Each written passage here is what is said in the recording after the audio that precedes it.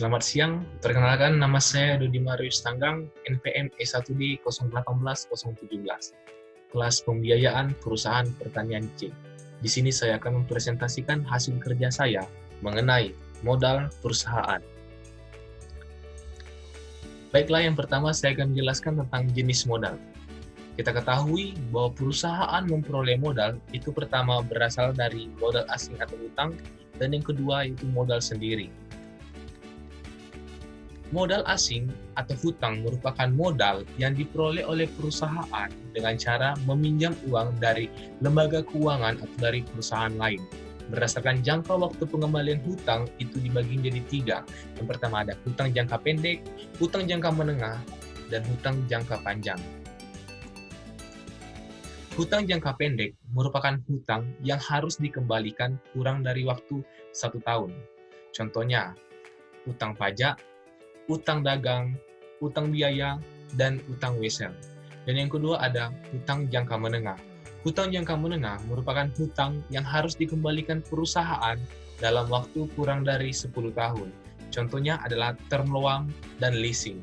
Dan yang ketiga adalah hutang jangka panjang. Hutang jangka panjang merupakan hutang yang harus dikembalikan perusahaan dalam waktu lebih dari 10 tahun dan termasuk dalam waktu yang sangat lama. Contohnya hutang hipotek, obligasi, dan hutang sewa. Selanjutnya saya akan menjelaskan tentang modal sendiri. Apa sih modal sendiri? Modal sendiri merupakan modal yang dimiliki oleh perusahaan itu sendiri dan ditanam di perusahaan itu sendiri dan menghasilkan keuntungan. Contohnya adalah modal saham, cadangan, dan laba yang ditahan.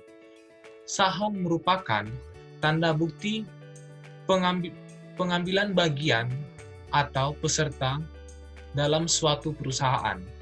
Modal saham ini memiliki beberapa jenis. Yang pertama adalah saham biasa, saham preferen, dan saham kumulatif preferen. Selanjutnya yaitu cadangan. Cadangan merupakan keuntungan yang diperoleh oleh perusahaan dalam melakukan suatu kegiatan produksi dalam waktu tertentu. Namun tidak semua cadangan digunakan untuk modal sendiri. Contoh cadangan yang digunakan untuk modal sendiri yaitu adalah cadangan ekspansi, cadangan modal kerja, cadangan selisih kurs, dan cadangan umum. Lalu selanjutnya itu laba yang ditahan. Laba yang ditahan merupakan keuntungan yang diperoleh oleh suatu perusahaan, dapat sebagian dibayarkan sebagai dividen dan sebagian ditanam di perusahaan. Selanjutnya saya akan menjelaskan tentang sumber modal. Kita ketahui bahwa sumber modal itu didapat dari 2 sumber, yaitu adalah dari sumber modal internal dan sumber modal eksternal. Di mana sumber modal internal ini termasuk yaitu keuntungan yang ditahan dan penyusutan. Sedangkan sumber modal eksternal yaitu yang termasuk yaitu dari pihak luar seperti bank, supplier, perusahaan leasing, dan pasar modal. Selanjutnya saya akan menjelaskan tentang struktur kekayaan, struktur finansial, dan struktur modal. Pada struktur kekayaan merupakan perbandingan baik dalam arti absolut maupun relatif antara aktiva lancar dan aktiva tetap. Sedangkan struktur finansial merupakan perbandingan baik dalam artian absolut maupun relatif antara total kewajiban dan modal sendiri. Struktur modal merupakan perbandingan antara kewajiban jangka panjang dengan jumlah modal sendiri. Berikut merupakan contoh neraca perusahaan XYZ per 31 Desember 2005. Dapat kita lihat pada aktiva lancar jumlahnya itu 840.000, sedangkan aktiva tetap jumlahnya 1.500.000. Untuk utang lancar dari perusahaan tersebut jumlahnya itu 510.000, dan untuk hutang jangka panjang itu jumlahnya 1.830.000.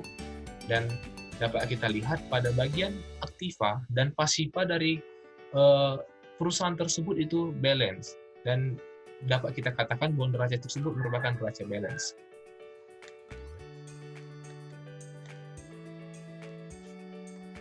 Selanjutnya saya akan menjelaskan tentang modal kerja. Modal kerja merupakan modal yang diperlukan perusahaan untuk membiayai semua kegiatan bisnis, sehingga bisnis dapat berjalan sesuai dengan rencana yang sebelumnya. Apa saja sih konsep modal kerja? Yaitu konsep modal kerja ada 3. Yang pertama ada konsep kuantitatif, konsep kualitatif, dan konsep fungsional. Konsep kuantitatif merupakan jumlah aktiva lancar atau yang sering disebut sebagai gross working capital atau modal kerja kotor. Dalam hal ini, diberlakukan guna mencukupi kebutuhan dana operasional perusahaan yang bersifat rutin atau jangka pendek. Selanjutnya itu konsep kualitatif. Kelebihan atau selisih jumlah aktiva lancar terhadap kewajiban lancar. Jumlah aktiva lancar ini bersumber dari pemilik perusahaan maupun pinjaman jangka panjang. Konsep ini juga disebut sebagai net working capital. Konsep fungsional, di mana menekankan fungsi pada dana perusahaan untuk meraih laba atau pendapatan usaha pokok perusahaan. Sejumlah dana perusahaan dipakai untuk peningkatan laba perusahaan. Semakin banyak penggunaan dana seharusnya akan semakin tinggi laba yang diperoleh perusahaan dan sebaliknya. Jenis modal kerja itu ada 2. Yang pertama adalah permanent working capital, dan yang kedua adalah variable working capital. Pada permanent working capital, modal yang secara terus-menerus atau berkelanjutan yang diberlakukan untuk kelancaran usaha perusahaan. Sedangkan variable working capital yaitu modal yang jumlahnya selalu berubah-ubah seiring dengan perubahan kegiatan produksi dalam suatu perusahaan.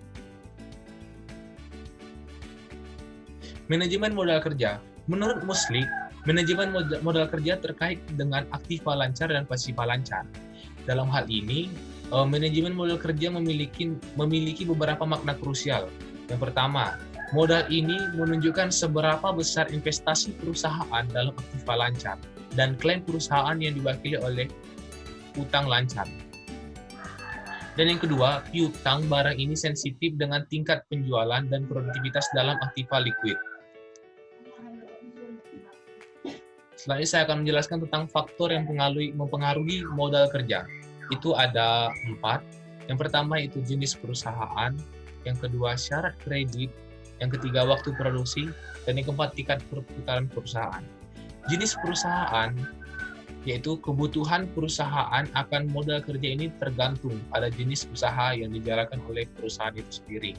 Sedangkan syarat kredit, perusahaan akan membutuhkan modal yang masuk dalam piutang.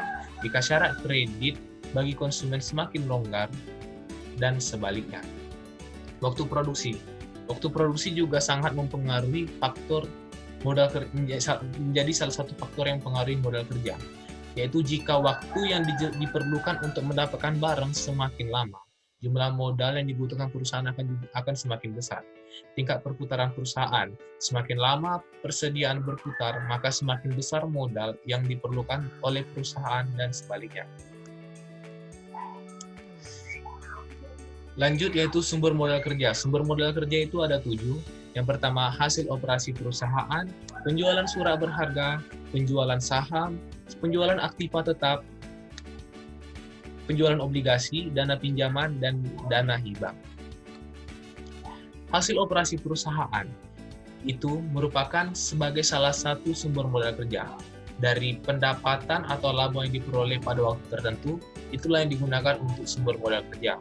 Penjualan surat berharga. Beberapa surat berharga dari suatu perusahaan itu dijual untuk dijadikan sumber modal kerja. Untuk memperoleh sumber modal kerja yang berasal dari surat berharga itu diperoleh dari selisih antara harga beli dan jual surat berharga tersebut, dan hasil selisih tersebutlah yang akan dijadikan sumber modal kerja. Penjualan saham, beberapa saham yang ada di perusahaan tersebut dijual, beberapa saham yang dimiliki oleh perusahaan tersebut dijual dan dijadikan sebagai sumber modal kerja. Penjualan aktiva tetap, perusahaan menjual aktiva tetap yang tidak atau kurang produktif atau bahkan menganggur, dan aktiva tetap yang dijual tersebut akan dijadikan sumber modal kerja. Selanjutnya itu penjualan obligasi. Penjualan obligasi ini yaitu perusahaan menjual sebagian obligasi untuk dijual kepada pihak lain. Dari hasil penjualan obligasinya itu akan digunakan sebagai sumber modal kerja. Dan yang selanjutnya itu ada dana pinjaman. Beberapa perusahaan melakukan pinjaman dana oleh lembaga keuangan atau kepada perusahaan lain, dan hasil pinjamannya tersebut digunakan sebagai sumber modal kerja. Selanjutnya ada dana hibah. Dana hibah, perusahaan biasanya tidak dikenakan beban biaya, sebagaimana pinjaman, dan tidak ada kewajiban pengembalian. Selanjutnya saya akan menjelaskan manfaat modal kerja. Manfaat modal kerja itu ada 5. Yang pertama, melindungi modal kerja terhadap krisis modal kerja karena turunnya nilai dari aktiva lancar. Yang kedua, memungkinkan untuk dapat membayar semua kewajiban-kewajiban tepat pada waktunya. Yang ketiga, memungkinkan untuk memiliki persediaan dalam jumlah yang cukup untuk melayani para konsumen. Yang keempat, memungkinkan bagi perusahaan untuk memberikan syarat kredit yang lebih menguntungkan kepada langganannya. Dan yang terakhir, memungkinkan bagi perusahaan untuk dapat beroperasi dengan lebih efisien karena tidak ada kesulitan untuk memperoleh barang ataupun jasa yang dibutuhkan. Jadi, dari semua modal kerja yang dilakukan oleh suatu perusahaan, itu memiliki manfaat dan sangat berguna untuk baik itu untuk perusahaan itu sendiri maupun untuk konsumen. Baiklah, mungkin itu saja hasil dari presentasi saya. Apabila ada kurang, saya mohon maaf. Terima kasih.